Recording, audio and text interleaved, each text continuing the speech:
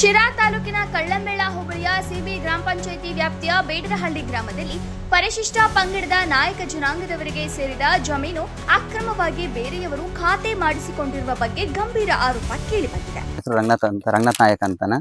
ನಂದು ಜೋಡಿದವರಳ್ಳಿ ವಾಸ. ನಮ್ಮ ಮುತ್ತಾತ ಕಾಲದವರೆಲ್ಲ ಇರೋದು ಬೇಡರಹಳ್ಳಿಯಲ್ಲಿ ಇದ್ದಿದ್ದು. ಇದು ಈ ಶಿರಾ ತಾಲೂಕು ಕಳ್ಳಂಬೆಳ ಗುಂಜನಾಳು ಗ್ರಾಮದ ಸರ್ವೆ ನಂಬರ್ ಸೇರಿರೋದು. ಇದು ಬೇಡರಹಳ್ಳಿದು ಸರ್ವೆ ನಂಬರ್ 213/4 ಇದು ಹೊಲ ಬರುತ್ತೆ, ಜಮೀನು ಬರುತ್ತೆ. ಇಲ್ಲಿ ನಮ್ಮ ಮುತ್ತಜ್ಜನವರು ಇಲ್ಲಿ ಗೌಡ್ರ ಕುಟುಂಬದವರಲ್ಲಿ ದನ ಕಾಯುವ ಕಾಯಕವನ್ನು ಮಾಡ್ತಿದ್ರು. ಆವಾಗ ಚೆನ್ನಾಗಿ ನಂಬಿಸಿ ಎಲ್ಲಾನು ಇದು ಮಾಡಿ ಅವ್ರ ಹತ್ರ ಬರೆಸಿಕೊಂಡು, ಮತ್ತೆ ನಮ್ಮ ಮುತ್ತಜ್ಜನವರ ಮಗನಾದ ನರಸಿಂಹ ಮತ್ತು ಗಂಗಮ್ಮ ನಮ್ಮ ಅಜ್ಜಿ ಅವ್ರ ಹತ್ರನೂ ನಂಬಿಸಿ ಮೋಸ ಮಾಡಿ ಇವ್ರಿಗೆ ಭಾಗ ಕೊಡಬೇಕಾಗುತ್ತೆ ಅಂತಾನ ಅವರು ರಾತ್ರಿ ಜೀವ ಬೆದರಿಕೆ ಹಾಕಿ ಇಲ್ಲಿಂದ ಓಡಿಸಿರ್ತಾರೆ. ಇದು 3 ಸತಿ ಇದು 3 ಸತಿ ಕೋಡಾಗಿರುತ್ತೆ. ಇದು ಒಂದೇ ಸರ್ವೆ ನಂಬರಿನಲ್ಲಿ 71, 72ರಲ್ಲಿ, 73 ಮತ್ತು 74, 78 ಮತ್ತು 80ರಲ್ಲಿ, ಮತ್ತೆ 81, 82ರಲ್ಲಿ, 84, 85ರಲ್ಲಿ ಇದು ಕೋಡಾಗಿರುತ್ತೆ. ಮತ್ತೆ ಇದು 15 ವರ್ಷ ಮುಂಚೆನೆ ಪರಭಾವನೆ ಮಾಡಿರ್ತಾರೆ ಒಂದೇ ವರ್ಷಕ್ಕೆ. ಅದು ಕಾನೂನು ಪ್ರಕಾರ ಅದು ಅಪರಾಧವಾಗಿರುತ್ತದೆ. ನಮ್ಮ ತಾತನ ಹೆಸರು ದಾನಿನ್ ಕಂಬಯ್ಯ ಮತ್ತೆ ದಾನಿನ್ ಕಂಬಯ್ಯ ಅಂತ 2-3 ಹೆಸರಲ್ಲಿ ಕರೀತಿದ್ದ ಕಾರಣ ಇವರಿಗೆ ಅದು ಇದಾಗಿರುತ್ತೆ. ನಾವು ಹಿಂದುಳಿದ ವರ್ಗಗಳಾಗಿರೋ ಪರಿಶಿಷ್ಟ ಜಾತಿ ಪರಿಶಿಷ್ಟ ಪಂಗಡವನ್ನು ತಿಳಿದಿದ್ದರು ಇವರು ಏನು ಅಂದ್ರೆ ಇವರಿಗೆ ಜವಾಬ್ದಾರಿ ಇಲ್ಲದೆ ಇವರು ಅವರ ಹೆಸರಿನಲ್ಲಿ ಏನು ಇದು ಮಾಡದೆ ಹೆಸರು ಮಾಡಿಸ್ಕೊಂಡಿರ್ತಾರೆ ಬೆದರಿಸಿ. ಗ್ರಾಮದ ರಂಗಜ್ಜಿಯ ಮಗ ಕಂಬ ಅವರಿಗೆ 1959ರಲ್ಲಿ ಸರ್ಕಾರದ ದರಖಾಸ್ತು ಮೂಲಕ 23 ಎಕರೆ ಜಮೀನು ಮಂಜೂರಾಗಿತ್ತು. ಸುಮಾರು 12 ವರ್ಷಗಳ ಕಾಲ ಈ ಜಮೀನು ಕಂಬ ಅವರ ಹೆಸರಿನಲ್ಲಿ ಇದ್ದು, ನಂತರದಲ್ಲಿ ಸಣ್ಣ ತಿಮ್ಮಯ್ಯ, ಬೆನ್ ದಬಯ್ಯ, ತಿಮ್ಮಯ್ಯ ಮತ್ತು ಸಣ್ಣ ರಂಗಮ್ಮ ಅವರ ಹೆಸರಿನಲ್ಲಿ ಪಹಣಿ ದಾಖಲಾಗಿರುವುದು ಬೆಳಕಿಗೆ ಬಂದಿದೆ. ಆರೋಪದ ಪ್ರಕಾರ ಅನಕ್ಷರಸ್ಥನಾಗಿದ್ದ ಕಂಬಯ್ಯ ಅವರು ಮೇಲ್ಕಂಡವರ ಮನೆಯಲ್ಲಿ ಜೀತ ಕೆಲಸ ಮಾಡುತ್ತಿದ್ದು, ಅವರಿಗೆ ಸರಿಯಾದ ಮಾಹಿತಿ ನೀಡದೆ ಅವರಿಂದ ಹೆಬ್ಬೆಟ್ಟು ಪಡೆದು ಜಮೀನನ್ನ ಅಕ್ರಮವಾಗಿ ತನ್ನ ಹೆಸರಿಗೆ ವರ್ಗಾವಣೆ ಮಾಡಿಕೊಂಡಿದ್ದಾರೆ ಎನ್ನಲಾಗಿದೆ. ಈ ವೇಳೆ ಕಂಬಯ್ಯ ಅವರ ವಾರಸುದಾರರಿಂದ ಯಾವುದೇ ಸಹಿ ಪಡೆಯಲಾಗಿಲ್ಲ ಎಂಬುದು ತಿಳಿದು ಬಂದಿದೆ. ದನಿನ್ ಕಂಬಜ್ಜನ 9 ಎಲ್ಲಾರು ಸೇರಿ ಒಂದೇ ಕುಟುಂಬದಾಗ ಇದ್ವಿ. ನಾವು ಜೀವ ಬೆದರಿಕೆ ಆಗಿ ನಮ್ಮ ಅಪ್ಪ ಕಾಯಿಲೆ ಆಯ್ತು, ಮೇಕೆರಾಳಿ ಹೋಗಿದ್ವಿ. ಅಲ್ಲಿಂದ ನಮ್ಮ ಅಮ್ಮ ತವ್ರ ಮನೆಗೆ ಕರ್ಕೊಂಡು ಹೋಯ್ತು, ಊಟ ಇಲ್ದಲೇ ಹೋಗಿದ್ದು. ಅಲ್ಲಿಂದನ ಅಲ್ಲೇನೋ ಮಾಡ್ಕೊಂಡು ಕೂಲಿ ಪಾಲಿ ಮಾಡಿ ನಮ್ಮ ಅಮ್ಮ ಸಾಕಿ ಈ ನೆಲೆ ಬಂದಿದ್ದೀವಿ. ಆದ್ರೂ ನಮ್ಮ ಜಮೀನು ನಮಗೆ ಸಿಗ್ತಾ ಇಲ್ಲ. ಈಗ ಏನ್ ಮಾಡ್ಬೇಕು ಅಂತ ನಮಗೆ ಗೊತ್ತಾಗ್ತಾ ಇಲ್ಲ. ಮುಂದೆ ಹೇಗ್ ಮಾಡ್ಬೇಕು ಅಂತ ನೀವೇ ನಮಗೆ ಹೇಳ್ಕೊಡ್ಬೇಕು.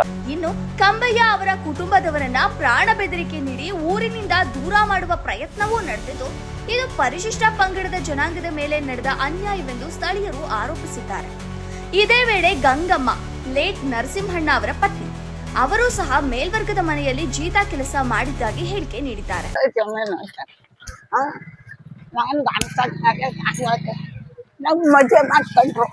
ಮದುವೆ ಮಾಡ್ಕೊಂಡ್ರು ನನ್ಗೆ ಆಸ್ತಿ ಬಿಡ್ಲಿಲ್ಲ. ಅದಕ್ಕೆ ಹೋಗ್ಬಿಟ್ಟು ತಜ್ಞರು ಈಗ ಇದೆ 50 ಎಕರೆ ಜಮೀನು.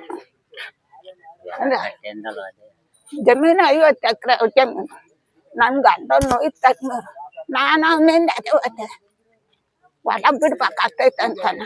ಅವ್ರ ತಾತೆ ಹೋದ್ವಿ, ಅದನ್ನ ಮಾಡ್ಕೊಂಡ್ಲಿ ಅಂತಾನ. ಎಲ್ಲ ಬಿದ್ದೋಗೈತಿ. ಸಂಬಂಧಪಟ್ಟ ಜಮೀನು ಪಿಟಿಸಿಎಲ್ ಕಾಯ್ದೆ ವ್ಯಾಪ್ತಿಗೆ ಬರುವುದರಿಂದ ಇಂತಹ ಜಮೀನು ಖರೀದಿ ಅಥವಾ ಕಬಳಿಕೆ ಕಾನೂನು ಬಾಹಿರವಾಗಿದೆ ಎಂದು ತಿಳಿದು ಬಂದಿದೆ. ಆದ್ದರಿಂದ ಸಂಬಂಧಪಟ್ಟ ಇಲಾಖೆಯಿಂದ ಅಧಿಕಾರಿಗಳು, ತಾಲೂಕು ದಂಡಾಧಿಕಾರಿಗಳು, ಉಪವಿಭಾಗಾಧಿಕಾರಿಗಳು ಹಾಗೂ ಜಿಲ್ಲಾಧಿಕಾರಿಗಳು ಈ ಪ್ರಕರಣವನ್ನ ಗಂಭೀರವಾಗಿ ಪರಿಗಣಿಸಿ ನ್ಯಾಯ ಒದಗಿಸಬೇಕು ಎಂದು ಸಾರ್ವಜನಿಕರು ಆಗ್ರಹಿಸಿದ್ದಾರೆ. ಇದಲ್ಲದೆ ರಾಜ್ಯದ ರೆವೆನ್ಯೂ ಸಚಿವರಾದ ಕೃಷ್ಣ ಬೈರೇಗೌಡ ಅವರು ಈ ವಿಷಯವನ್ನ ಗಮನಿಸಿ ಅನ್ಯಾಯಕ್ಕೊಳಗಾದ ನಾಯಕ ಜನಾಂಗದವರಿಗೆ ಅವರ ಹಕ್ಕಿನ ಜಮೀನನ್ನ ಮರಳಿ ನೀಡುವಂತೆ ಮಾಧ್ಯಮದ ಮೂಲಕ ಮನವಿ ಮಾಡಲಾಗಿದೆ. ವರದಿ ಬೆಂಚಿ ಮಂಜು. ಪರಿಶಿಷ್ಟ ಜಾತಿ ಮತ್ತು ಪರಿಶಿಷ್ಟ ಪಂಗಡದವರಿಗೆ ಇದು ರೂಲ್ಸೇ ಇದೆ. ಈ ತರ ಮಾಡಂಗಿಲ್ಲ, ಅನ್ಯಾಯ ಮಾಡಂಗಿಲ್ಲ ಮತ್ತೆ ಏನಂತ ಅವಾಗಿನಿಂದ ಇವ್ರು ತುಳ್ಕೊಂಡೇ ಬಂದಿದ್ದಾರೆ. ಮತ್ತೆ ಇವಾಗಲೂ ಆ ತರನೇ ಮಾಡ್ತಿದ್ದಾರೆ ಇವರೆಲ್ಲಾನ. ಇವ್ ಬೇರೆ ಕಲಿ ಇವರು ಎಲ್ಲ ಮೋಸ ಮಾಡಿ ಬರೆಸಿಕೊಂಡು ನಮ್ಮ ತಾತ ಮುತ್ತಾತನ ಕಾಲದವ್ರನ್ನೆಲ್ಲ ನಂಬಿಸಿ ಮೋಸ ಮಾಡಿ ಜೀತದಾಳಾಗಿ ಕೂಡ ಇಕ್ಕೊಂಡು ಇವರು ಇನ್ನು ಆಸ್ತಿ ಪಾಸ್ತಿ ಕೊಡ್ಬೇಕಾಗುತ್ತೆ ಅಂತ ನಮ್ಮ ಅಜ್ಜಿ ಮತ್ತೆ ತಾತನ್ನೆಲ್ಲ ಓಡಿಸ್ಬಿಟ್ಟಿಲ್ಲಿಂದಾನ ಇವಾಗ ಈ ತರ ಅನ್ಯಾಯ ಮಾಡಿದ್ದಾರೆ. ಇವರೆಲ್ಲ ಪರಿಶಿಷ್ಟ ಜಾತಿ ಪರಿಶಿಷ್ಟ ಪಂಗಡ ತಿಳಿದ್ರು ಇವರು ಇಷ್ಟೊಂದೆಲ್ಲ ಇದು ಮಾಡಿದ್ದಾರೆ ಅಂದ್ರೆ ಇವ್ರು ಇಲ್ಲೇ ಗೊತ್ತಾಗುತ್ತೆ ಇವ್ರು ಎಷ್ಟು ಅನ್ಯಾಯ ಮಾಡ್ತಿದ್ದಾರೆ ಅಂತ. ಈ ಮುಂದಿನ ನಡೆ ಅಂದ್ರೆ ಈಗ ಮುತ್ತಾತ ಮತ್ತೆ ತಾತನ ಆಸ್ತಿಗೆ ಮೊಮ್ಮಕ್ಕಳಿಗೆ ಅಧಿಕಾರ ಇದ್ದೇ ಇರುತ್ತೆ. ನಾವು ಅದ್ರ ಮೇಲೆ ನಾನು ಕೇಸ್ ಹಾಕಿದ್ದೀನಿ, ನಾನು ನಡೆಸ್ತಾ ಇದ್ದೀನಿ ಕೇಸ್. ಈಗ ಇವ್ರು ಆಲ್ಮೋಸ್ಟ್ ಇವ್ರೆಲ್ಲರಿಗೂ ಬಂದೈತೆ ನೋಟಿಸ್ ಅಂತ ನಾನು ಅನ್ಕೊಂಡಿದ್ದೀನಿ. ಇವಾಗ ಅದನ್ನೇನಂದ್ರೆ ಈಗ ಮಾನ್ಯ MLA ಆದ ಟಿ.ವಿ. ಜಯಚಂದ್ರ ಮತ್ತೆ ಕೃಷ್ಣ ಬೈರೇಗೌಡರ ತನಕ ಇದು ತಗೊಂಡೋಗ್ತೀನಿ, ಬಿಡೋದಿಲ್ಲ ಇದನ್ನ. ಅವರೇ ನಮಗೆ ನ್ಯಾಯ. ನಮಗೆ ತಪ್ಪು ಅಂತ ಅನ್ಸೋದ್ಕಿಂತಾನ ನಮ್ಗೆ ಅವಾಗ ಏನಾಗುತ್ತೆ, ಇವಾಗ ನಮಗೆ ತಿಳಿಸೋರಿರ್ಲಿಲ್ಲ. ಮತ್ತೆ ನಮಗೆ ಅಮೌಂಟ್ ದುಡ್ಡಿನ ಅಭಾವ ಜಾಸ್ತಿ ಇತ್ತು.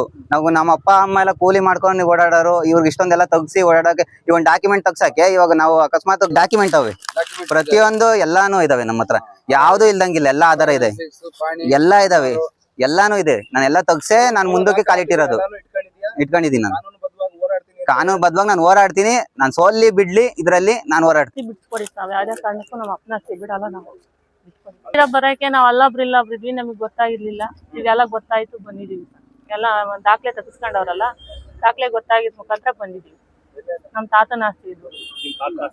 ತಾತನ ಆಸ್ತಿ, ಮೂಲ ತಾತರದ ಆಸ್ತಿ ಇಲ್ಲಿ ಇತ್ತಂತೆ. ಅವಾಗ ನಮಗ್ ಗೊತ್ತಿರ್ಲಿಲ್ಲ ಅದು. ನಮ್ಮ ಅಪ್ಪಾಜಿ ಅವರು ಹೇಳಿದ್ಕೆ ನಾವೀಗ ಅದನ್ನ ದಾಖಲೆ ಪಾಕ್ಲೆ ಎಲ್ಲ ತೆಗ್ಸಿ ಈಗ ಅದನ್ನ ಕೇಸ್ ಹಾಕೋಣ ಅಂತ ಓಡಾಡ್ತೀವಿ. ನಮಗೆ ಅವಾಗ ಗೊತ್ತಿದ್ರು, ಅವಾಗ ನಮ್ಮ ಅಪ್ಪಾಜಿ ಅಷ್ಟೊಂದಾಗಿ ಇನ್ಫಾರ್ಮೇಶನ್ ಹೇಳಿರ್ಲಿಲ್ಲ. ಗೊತ್ತಿತ್ತು ಜಮೀನ್ ಐತೆ ಅನ್ನೋದು, ಅಷ್ಟೊಂದಾಗಿ ಹೇಳಿರ್ಲಿಲ್ಲ ನಮ್ಗೆ. ಮೂಲ ದಾಖಲೆಗಳೆಲ್ಲ ತೆಗೆಸ್ಕೊಂಡಿದೀವಿ. ಈಗ ಅದ್ರ ಪ್ರಕಾರ ಕಾನೂನು ಪ್ರಕಾರ ಏನ್ ಮಾಡ್ಬೇಕು ಅದನ್ನೆಲ್ಲ ಮಾಡ್ತಾ ಇದೀವಿ. ಅದಾದ್ಮೇಲೆ ಏನ್ ಮಾಡ್ಬೇಕ ಒಂದು ದನಿ ಕಂಬಯ್ಯನ ಹೊಲ ಇವ್ರು ಮೋಸ ಮಾಡಿ ಅವಾಗ ಕೂಲಿ ಇದಕ್ಕೆ ಇಕ್ಕೊಂಡು ಜೀತಿಗೆ ಇಕ್ಕೊಂಡು ನಮ್ಮ ಅಪ್ಪಗೆ ಅವಾಗ ಮದುವೆ ಮಾಡಿ ಇವರು ನಮ್ಮನಿಗೂ ಮೋಸ ಮಾಡಿ ಅವಾಗ ಜಮೀನು ಕೊಡ್ಬೇಕಾಗುತ್ತೆ ಅಂತೇಳಿ ಜೀವ ಬೆದರಿಕೆ ಹಾಕಿ ರಾತ್ರಿ ಇವರು ಕದ್ದು ಹೋಗಿ ಮೆಕೆರಳ್ಳಿ ಸೇರ್ಕೊಂಡು ನಮ್ಮ ಅಪ್ಪರಂಗೆ ಕಾಯಿಲೆ ಬಿದ್ದು ಅವ್ರು ತೀರ್ಕೊಂಡ್ರು. ಆಮೇಲಿಂದ ನಮ್ಮ ಅಮ್ಮ ಬಂದು ತವ್ರ ಮನೇಲಿ ಸೇರ್ಕೊಂಡಿದ್ದೆ. ಜೋಡಿದವರಳ್ಳಿಲಿ ಇದ್ದೀವಿ ಈಗ. ಹೀಗಾಗಿ ನಮಗೆ ಜಮೀನು ಏನೇ ಯಾವುದೇ ಕಾರಣಕ್ಕೂ ನಮಗೆ ಜಮೀನು ಇದು ಮಾಡಿ ಕಾನೂನು ಪ್ರಕಾರ ನಮ್ಗೆ ಜಮೀನು ಕೊಡಿಸ್ಬೇಕಂತ